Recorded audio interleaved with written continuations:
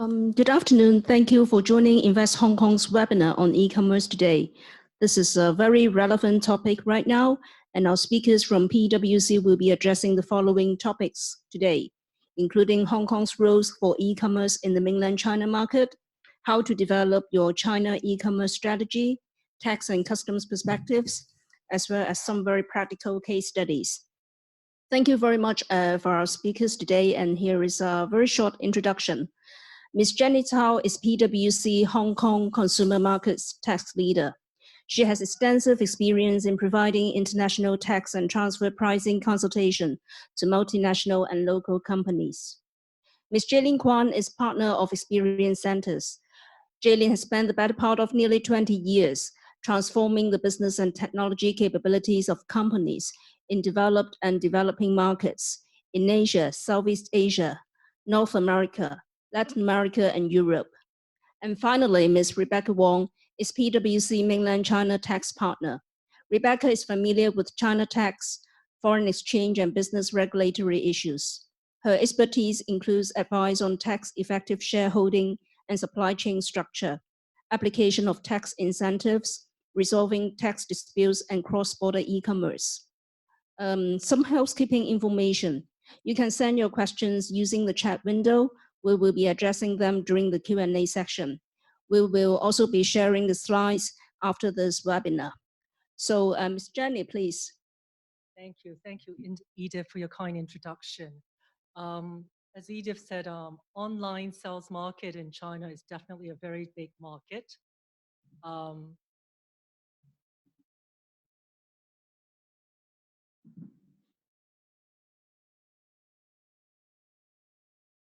Today, we're going to cover a few items. First of all, as I said, mainland China is a very big market for e-commerce business, and definitely Hong Kong has a very important role to play in that regard. That's the first section that we're going to cover. The second cover is definitely from a customer experience angle. It's very important for the e-commerce businesses. Should we have a very, very different customer experience first if we compare an online business versus a physical store business? And then in terms of running an e-commerce business, what are the tax and custom perspectives that you should look into account? And today we will also have a case study that we will also share with you, which will cover from all angles, from a business, from a tax, and also from a custom perspective. So before I dive into sharing with you, how does Hong Kong play a role in the China market in terms of online sales? Before I do that, I would like to share with you some online sales figures for China and Hong Kong with you first. As I said, China is a very big market on online sales. It has tremendous growth from 2014 to 2019. As you can see from the slide, the growth rate actually went from 31% if you look at the data from 2014 to 2019. For 2019, in terms of the online sales figure, it has already reached 10.6 trillion RMB dollars. So that's a very, very significant amount. Okay, and that's the figures for 2014 to 2019. What about Singles Day? As you all know, China, it's very, very famous with a single day sales, which is a Tmall November 11 sales.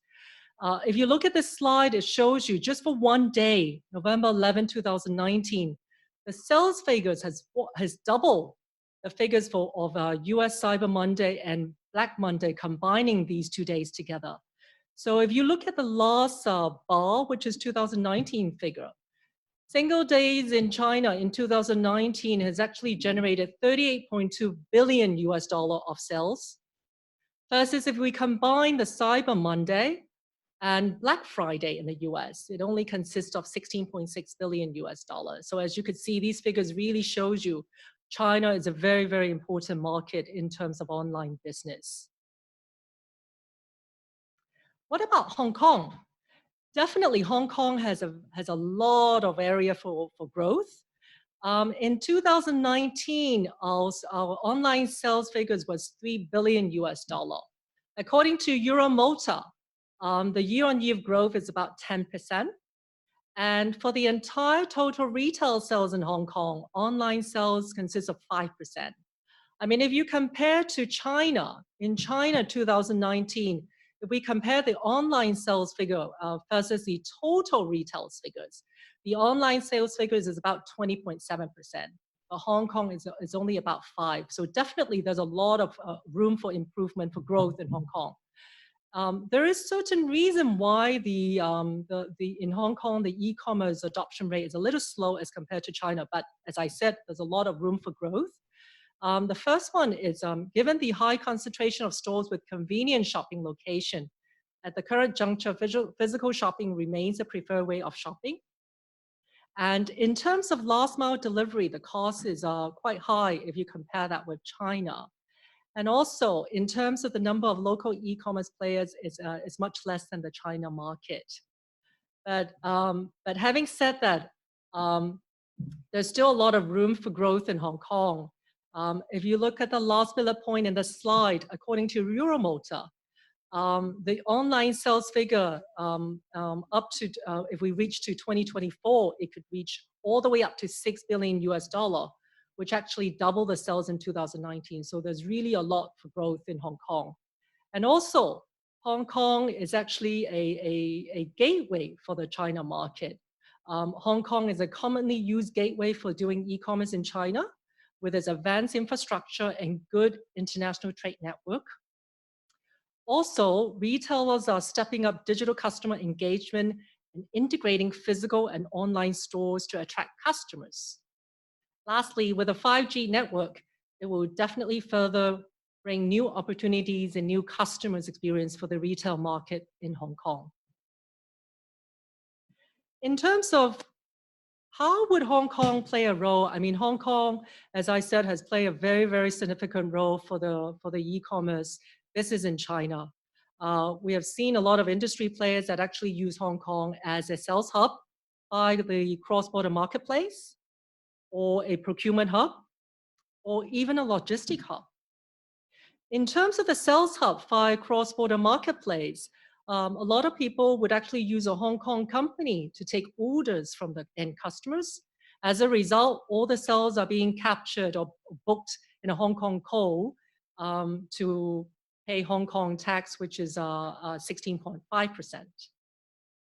And on the other hand, I mean, as you all know, there are still a lot of goods that are imported from overseas to China. So there are some industry players that would use Hong Kong as a procurement hub to purchase this good from overseas and then sell it to the Chinese customers. And lastly is this logistic hub. So some industry player would actually store the goods in a warehouse in Hong Kong first, and then dispatch it to China when the demands come. Online sales, definitely, there will be funding that you would need. Hong Kong government actually offers a lot of grants to Hong Kong players. And there are two types of grants that you could also look into account. The first one would be the dedicated fund on branding, upgrading, and domestic sales, which we call it BUD. And the second one is technology voucher program. The BUD fund is very, very attractive to a lot of investors. The fund amount is quite attractive. It's 4 million Hong Kong dollar. So it's a matching fund. So if the enterprise incur $4 million, the government is willing to match another $4 million. So the total funding as a whole is actually $8 million for the company. On the other hand, the technology voucher program, the funding is a little more less. Instead of 4 million, the technology voucher program, the funding is 600,000 per enterprise. Again, it's a matching fund. So if the enterprise incurs 600,000, the Hong Kong government is willing to match it by another $600,000. So if you ask me, a lot of the industry players have applied for these funds, practically, just to share some experience with you, I mean, usually you will need to have at least 1 year of business operation in order to apply these funds from the Hong Kong government. E-commerce business, I mean, what are the different considerations that you need to take into account? There are definitely different e-commerce retail proposition that you need to take into account. They would be, from a strategy angle, they would be product, value, channels, and experience. In terms of execution, there are 4 areas that you need to think about. One is operation and process. 2 is technology and data. Thirdly is talent and organization. And lastly, but not least, finance and tax and legal. Personally, I mean, from an online business angle, I would tend to think customer experience is very, very important. I mean, I do have 2 quick questions for Jaylene. In terms of customer experience, I mean, how would you create the right customer experience? I mean, it's so broad. That's my number 1 question. 2, is in terms of customer experience, I mean, would you adopt the same customer experience if you compare online business versus physical store business, Jaylene? Well, thank you, Jenny, for the prompt, right? I think that's actually, those are really relevant questions. And before I directly answer them, I do want to point out, right, that I think majority of the businesses that we run, most of the brands that we interact with, in terms of a go-to-market strategy, we all know that product and the product mix that we're offering in the market is important. The value that we're bringing to the customer is important. And the channels with which we do those transactions are super important. I actually really appreciate the fact that you highlighted how important customer experience is, primarily because, you know, we all know that the experience is important, but we all usually, a lot of the brands fall short of delivering a customer experience that is very much targeted to the consumers they're trying to solve. Right. So regarding your first question about creating the right customer experience, it is broad, and it is, you know, there's not a one solution or one size fits all in terms of how you orchestrate your brand so that you are connecting the customer experience with the customers that you're trying to solve in each market. It really does need to go into a personal level and a market level. So if you look at the China shoppers, for example, right, as a cohort of people, they all have different values and different attitudes that they value and that they bring to the product. And usually we, you know, sort of genericize them in some cases and think about them as digital and new tech savvy. And we think of them as heavily social, right, and maybe trend dependent. However, we probably also need to realize that China shoppers are individualized. They have a level of self-expression that they're expecting the brands to match. Otherwise, they're not going to be easy consumers to convert and to be brand loyalists. So our position in terms of looking at experience is that regardless of where you're trying to be relevant, right, whether it is on e-com or whether it's in a physical retail location, you do have to take a human-centric approach. You have to put the customer in the center, right? And I know there are a lot of buzzwords that's been out in the last few years about what makes up things like new retail, right? Which is putting the customer at the center. There's a lot of buzzwords out there, but at the end of it, at the core of it, it's about making the customer the person you're trying to solve and evolving your approach to going to market, evolving the value that you're presenting, evolving the product that you're offering, and in consideration of what it is that the customer wants and what it is that the customer wants to see. The second question about should we have the same experience online and offline or e-com versus physical retail, you know, I think I would put it this way, right? If you look at the from the customers, from the internal perspective, those of us who run companies, those of us who sell products in the marketplace, we look at our P&L and we often look at, oh, well, you know, e-com did this much business and it's a percentage of this much of our revenue. We look at stores, you know, so we look at different P&Ls. And while that is really helpful in helping us decide where to drive profitability in our business, it's often not really what the customer sees, right? That's not what the shoppers see when they look at your brand. They think of your brand regardless of where they see you, where they interact with you, and whether or not they are buying a product from you or they haven't yet. right? So it is really a continuum, and that's the point, which is there isn't necessarily a separate customer experience you need to build. It is building a continuous experience that supports your entire brand strategy, as well as all of your go-to-market channels, and stitching them together to make them all relevant in the relevant spaces where you're trying to transact. So I hope that makes sense as we dive into this next segment of the discussion, right? What this first slide that we're looking at here simply is saying that there is actually a lot of value if you compare the domestic e-shopper versus the cross-border e-shopper. Value just in terms of the number of, not only in terms of like what is the dollar potential or what is the number of shoppers, but there are different levers that you sort of get a, you sort of understand, right, where you should be pulling some of the levers and how you should be transacting to serve different kinds of audiences. We see that from a logistical standpoint, the cross-border shoppers tend to have a bit higher tolerance, right? They have more understanding in terms of what is that lead time it would take for you to procure your products. Whereas the domestic shoppers tend to be fairly unforgiving. They expect instant, they expect today, right? So you can almost extend that sort of expectation in terms of national brands versus cross-border brands. In the customer service category, as well as the price sensitivity, you can see that they have slightly lower expectation in terms of response time and exchange policies.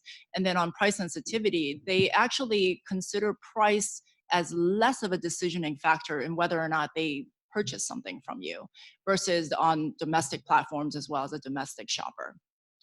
At the end of the day, right, I'm not saying that you don't cultivate both on your e-com channels, but you build an experience that actually support both types of personas and both types of customers that you're trying to get after. In terms of launching a cross-border business, we see as a quick view, right, that it's often the sort of the least path of resistance in terms of how you enter into a market. The number of luxury brands, for example, in just the first quarter of 2020, which as we all know, we are living through very interesting times, right? And the doom and gloom scenario of how retail is surviving in the context of these interesting times would actually lead you to think that nobody's doing anything.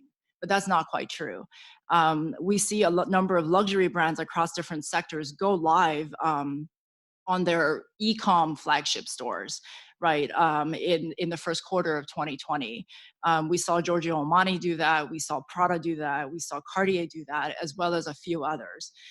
We saw LV launched a new collection via a virtual pop-up store based on WeChat mini apps. So there's lots of activities happening, and just the fact that we aren't able to physically go to a lot of our favorite retail locations today doesn't mean that people don't have the appetite to shop and to buy, right? So the whole thing about e-com and building these cross-border models is so that you can continue to reach the China customer, even in a time when you can't physically necessarily be there. Now, as attractive as the China retail market sounds, right, we all know that it's challenging at the same time. And I hinted at that a little bit earlier when I answered the question about who is the customer and what do they expect from you. While the China e-commerce market opportunity is huge, it's increasingly difficult to enjoy profitable growth. You see that compared from 2016 to 2020, right, there are lots of growth into e-com, which basically is a conversion from offline sales to online sales.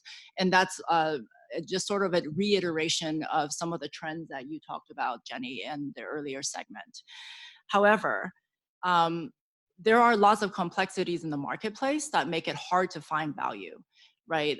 We often hear about separated online and offline experiences, right? We talked about that just a little bit ago in terms of being able to curate an O2O experience that speaks to the customers that look at your brand as one connected piece.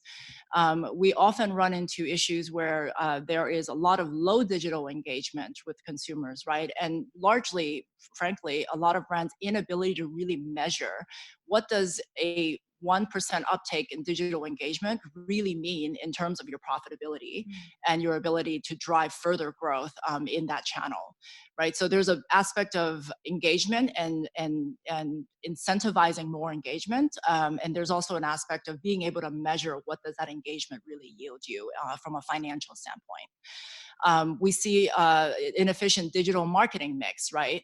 When we see aspects about inefficient digital marketing mix, it usually has more to do with the fact that companies are taking an internal and product-centric view about what they're marketing, how they're marketing it, and they're marketing it in such a way that probably speaks volume of the genesis for what the brand stands for or what the product stands for, but they're not taking into consideration that human-centric idea of what does the customer really want from your brand and how do they see themselves in, you know, wearing your product or using your product. And then, of course, there's the increasing and, you know, complexity of cost when it comes to operating even an e-com channel.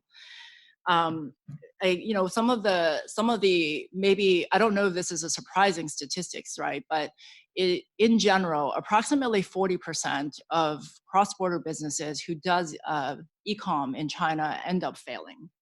Right? That's not a great number. It doesn't encourage a lot of us. And you wonder, there's all of this opportunity. We hear about the wealth, we hear about the desire to spend, and we hear about the billions of people. So why is it that a lot of enterprises and global retailers who enter fail? It's hard to do it alone in China. I think that's the, you know, besides the all the complexities that's listed here, it is really hard to do it in China. It's necessary to do partnerships or even a JV. And I know Rebecca will talk a little bit about that in her segment about the costs and the trade-offs and the tax implications of doing so. But you know, I think the one thing that we should talk about, right, is making sure that you have the right proposition, not just to your customers, but also how you play with the various internet giants that you know, consume much of the China e-commerce market, and figuring out how do you negotiate your value proposition, and how do you set up a brand and a brand promise that really speaks to the people who want your product. So that way, as much as the internet giants might be trying to position you or pigeonhole you in a spot, it's increasingly hard to do because of what your brand stands for and then the visuality that it is.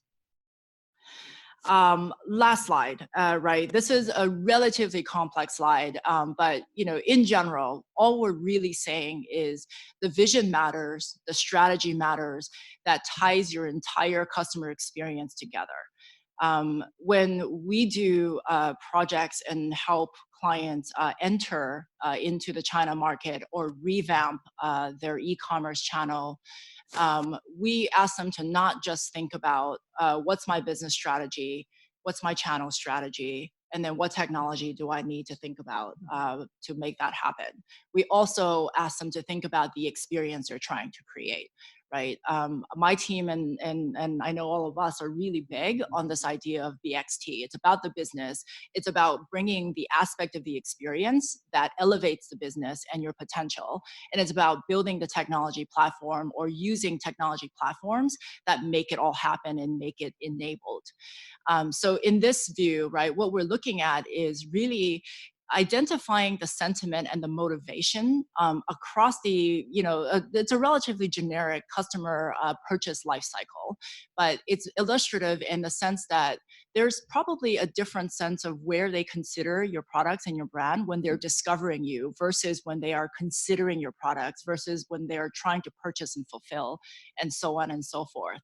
And the bottom of that really hits at the heart of some of the questions that you should be asking and some of the questions that you should be trying to answer as you're setting up your primary channels to fulfill you know, the motivation and the sentiments and match that up together accordingly in order for you to curate the right customer experience. So I think this is pretty much the crux, right, of the customer experience segment. I know that for the most part, when we think about e-commerce, we think about transaction and we think about how do we sort of uplift that profitability. And so, I do want to say, right, that customer experience is important, and it should be actually just as important as the other four pillars in that retail wheel that you talked about. At this point, I'm going to pass it off to Rebecca, who's going to be leading discussions on our next segment around tax and customs perspectives. Hi, hello everyone. This is Rebecca from PwC China. Currently, I'm stationed in Shenzhen, so just remotely speaking with you. I think in China, actually, our e-shopping habits are quite important, especially during the past few months. Everyone just purchase the goods and have the orders and have the parcels sending to your home directly without going outside. So I think everyone will realize that having a e-commerce business is quite vital to our business strategy. In this part, if you are talking about, I want to do e-commerce in China, so what I need to think about, we highlight a few areas that we may share with you more ideas in this section.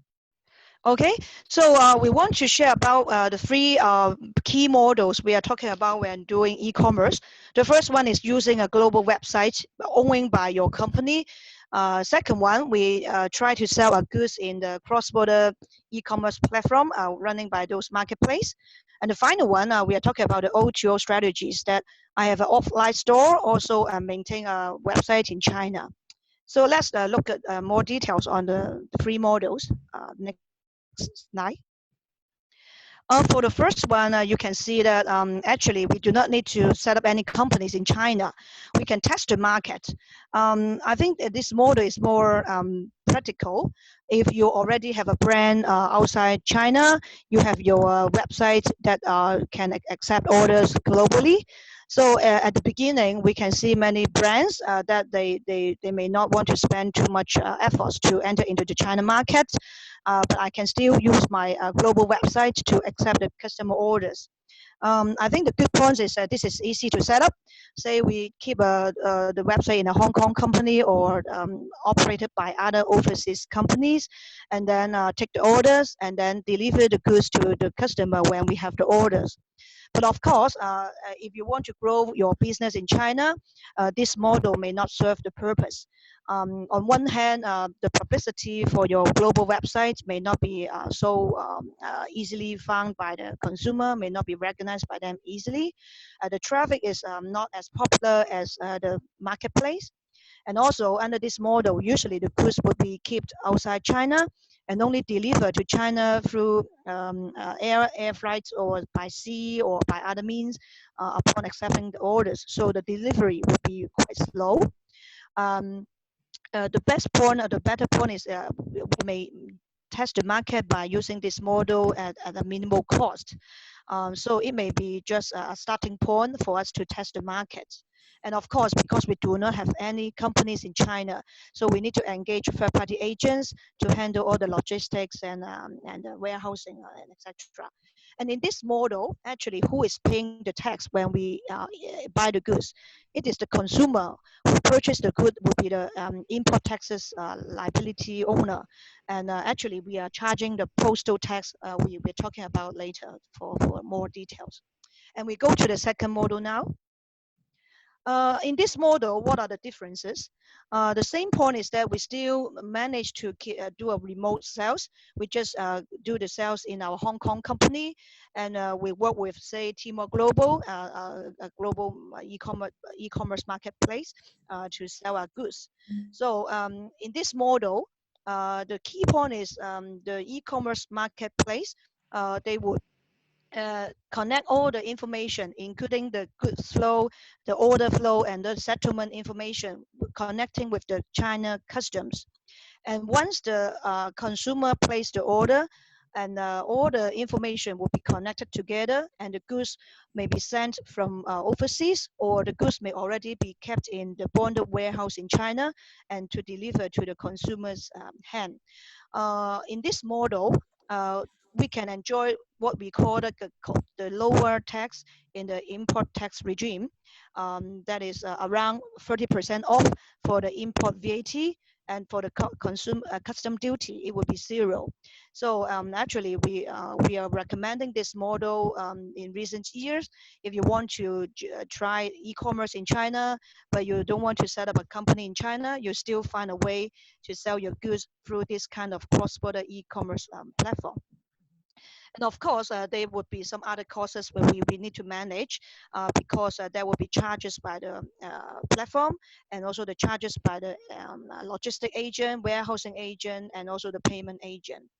But of course, as I mentioned, under this model, because we do not have company in China, the import taxes actually are the liability of the consumer, and the platform would help you to withhold all this kind of import taxes. And for the next model, this is also quite common nowadays. Say if I already have a store in market in China, and why not I also go online? And in this model, we call O2O experience. On one hand, we have the physical stores to sell our goods, but we also have our company in China to do our website sales. And in this case, what we need to be aware that the China company has to do an ICP record filing. That means the Internet Content Provider license. This is just a record filing with the Telecommunication Bureau to get the qualification to do this online trading. Because we already have the offline store, so if I use this website to sell my own goods, this is allowable and also workable. Of course, if you're saying that I never come into China, this model would have a higher setup cost because you need to open your company in China, open your stores in China before you can get this online sales ability. And for the next one, next slide.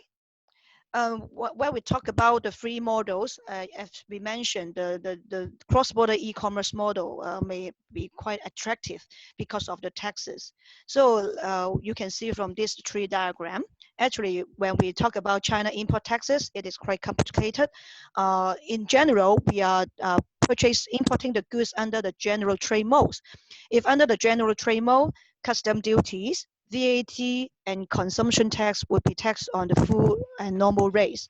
When we talk about the custom duties, since the further reduction in the custom duty at the end of last year, the average custom duty rate is around 17% nowadays.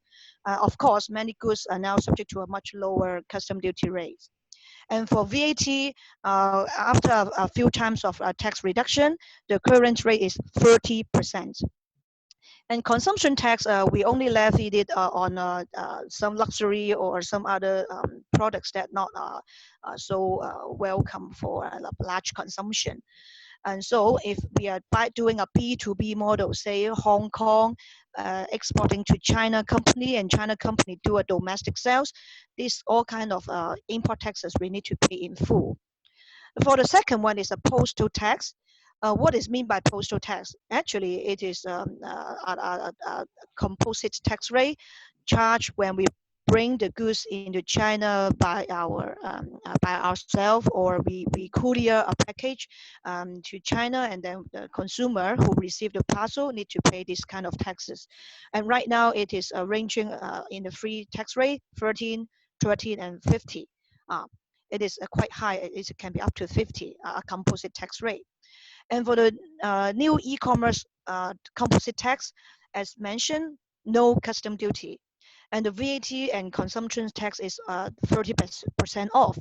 So, for example, if a goods is subject to 0 custom duty and subject to the 30% VAT, and after the 30% off, the effective import tax is only 9.1%.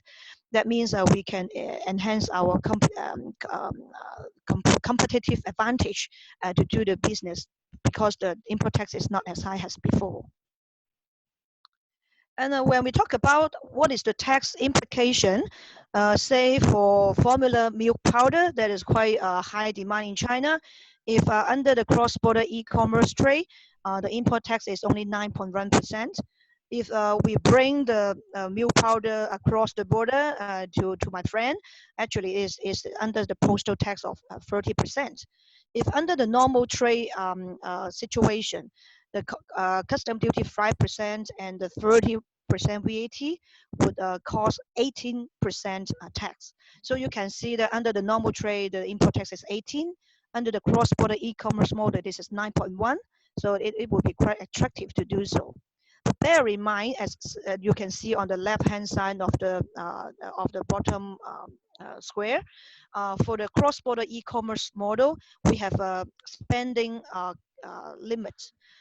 For each single purchase, the value should not be higher than 5,000. And for the annual consumption per person, it should not be more than 26,000. So every time when the consumer make order through the cross-border e-commerce model, they need to fill in their ID number.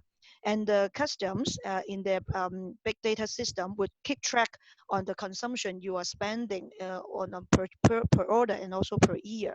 So there's some limitation, but of course, this kind of threshold has already enlarged as comparing to the pilot policy when we launch. And in the next slide, we want to highlight that there are different kind of products that are subject to cross-border e-commerce regulation. Not all the products you can be sold under this model.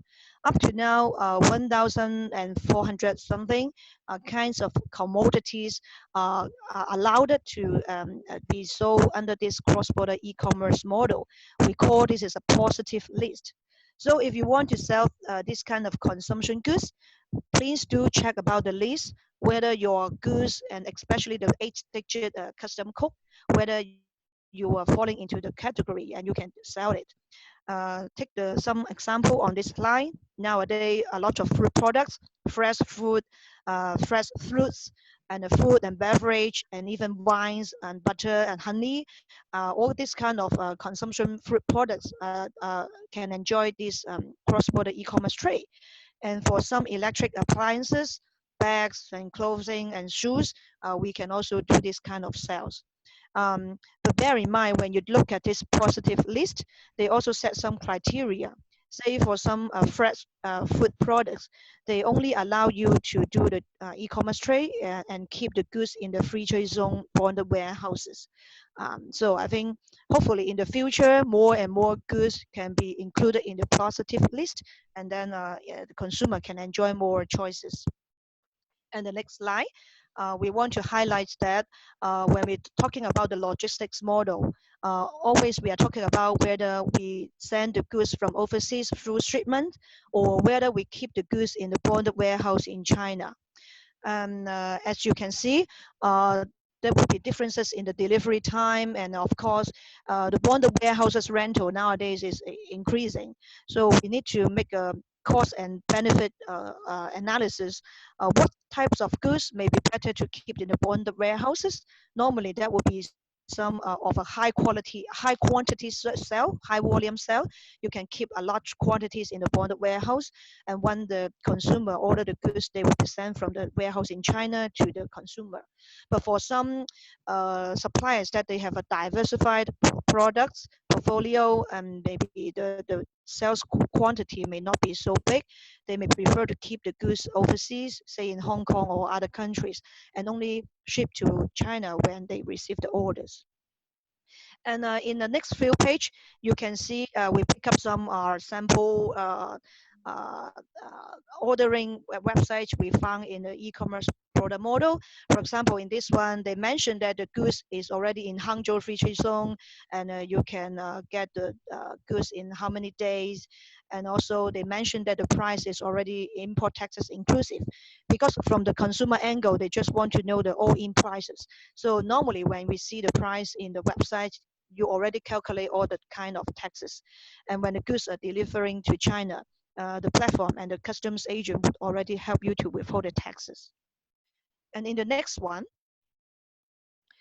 you can see that they mentioned 7 days they would deliver to your home, and also the platform may reward you some vouchers. If you include a lot of import taxes, they will compensate you. So there's some other kind of selling schemes you can think about it. And the next one, this is about clothing. They mentioned that this is from the official company, the brand, and sending from overseas, from the US to China. So it may take 30 to 25 days to come to your home. So you can make a different choices, what you want to do with your logistic model, and if it affect your delivery time and also the pricing strategy.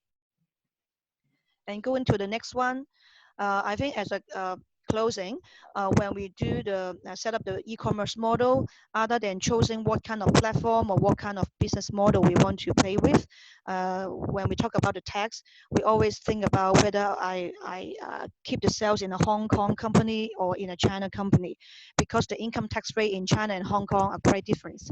In Hong Kong, the profit tax rate is 60.5%. In China, the normal tax rate is 25%. But of course, we can always explore any other tax planning scheme to reduce the tax rate, say by enjoying some location incentive given by some local government. And also, when we're doing the sales to China, if we keep the sales in Hong Kong company and sales remotely to China, we need to manage the people traveling to China or other permanent establishment exposure, that we try to avoid the profits in Hong Kong of the Hong Kong company being taxed in China. So we need to limit the authority and then the role of the China agents. And in case we open a company in both Hong Kong and China, and we arrange some intercompany sales and do a China local sales model, we also need to manage the transfer pricing. This is also another kind of tax policy we need to fix. Okay, I think I finished my part right now, and we can go to the final section. So I think this is very common when companies come to us asking about e-commerce. We should think about from the strategic level and also the operational level. And in a recent case, a company saying that I don't want to only sell goods through the e-commerce platform. I want to run my own platform, whether I can be one of the marketplace, whether I can allow many different brands to set up a store, online store in my marketplace, and then I can sell the goods to domestic consumer and enjoy charging the handling fees. And actually, you can do so. You, other than being a seller, you can also being a marketplace. But of course, there are lots of business regulatory requirements you need to fulfill, and also it may take time for you to set up a company and get all kind of license you required. So sometimes some companies may want to do M&A through acquisition, whether I just buy out the shares of a domestic platform and then I try to get those license ready. And there are lots of different strategy we need to think about. And sometimes we may set up a joint venture to do this kind of structure. So we always need to think about our strategy to come to China. And also the multi-channel integration, the time frame to do with that.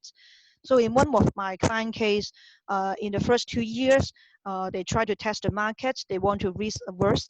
They don't want to set up a China company so early. So they set up a company in Hong Kong, being the purchase and operational hub, and then work with the cross-border e-commerce platform to sell goods to China. And after the testing of 2 years, they try to understand what kinds of products are welcomed by the consumer. They try to set up a local Chinese company and then do more local domestic e-commerce sales. As shown in the Jaylene's slides earlier, the volume or the traffic or the handling charges for domestic e-commerce versus cross-border e-commerce are differences. So there may be different strategy when the company being more mature in the China market. And in the final slide, and next one, you can also think about the whole operational angle, where the suppliers coming from and how I can reach the customer. We do have some clients that the products are all actually originated in China. So it may not make sense for them to send the goods to overseas and then come back to China again. So why not I open a company in China to purchase the goods locally and then work with the local uh, marketplace, or I open my own website to sell the goods. So we always need to think about the whole supply chain arrangements. And maybe for this point, Jenny and Jason can also add on for some other consideration. Yeah, and I think even in either of these slides, right, we don't necessarily have experience notated as a specific thing. It's primarily because all of these considerations at both the operational level as well as a strategic level have implications on the customer experience, right? So between operational and strategic and how you move forward, whether it's from first mile solution or escort solution or last mile solution, there are implications with the decisions you make at these operational levels that really go back up to how are you serving the customer and are you meeting their expectations. So it's almost like a continuous consideration as you move through the process of setting up something that makes financial sense, as well as setting up something that makes experience and customer human-centric sense, I guess. Jenny, anything else to add? Thank you, Jaylene. I mean, as a closing, as a investor, if you're interested to do e-commerce business in China, I mean, there are a few things that you need to think about, which these are all the considerations that our client think about. One is, do you want to have your own platform, or do you want to do business via a third-party platform? Because the cost that kicks in is very, very different. So that's number one. Number two is, how can you make use of a Hong Kong company as a platform for your China e-commerce business? That's the second point. Thirdly is, I mean, definitely you will need to look into all the relevant tax costs for doing business in China. The tax costs, the customs, and so forth. So by factoring all these, I mean, we always say you have to look at it from a holistic view angle before you dive into running a business, because I mean, there's a lot of costs that kicks in, whether it's operational costs or tax costs.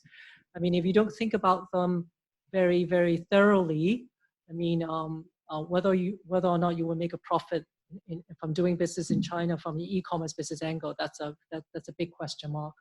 But I mean, if you do think about these cost issue thoroughly, I'm sure you could make a profit out of it, because a lot of our clients, they do make profit from doing online business in China and also Hong Kong, and the growth rate is very, very attractive too. Right. Right. One final question.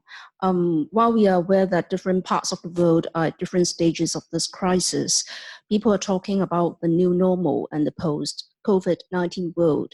How do you see the pace of the e-commerce development in the post-COVID-19 world, and what's the impact on bricks and mortar stores going ahead? Jaylene, you want to take that?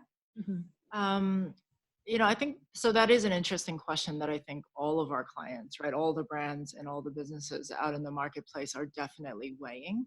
The initial knee-jerk reaction is, how do I shove all of the previous traffic that I used to get physically into some sort of a virtual digital channel so that way I don't fall behind?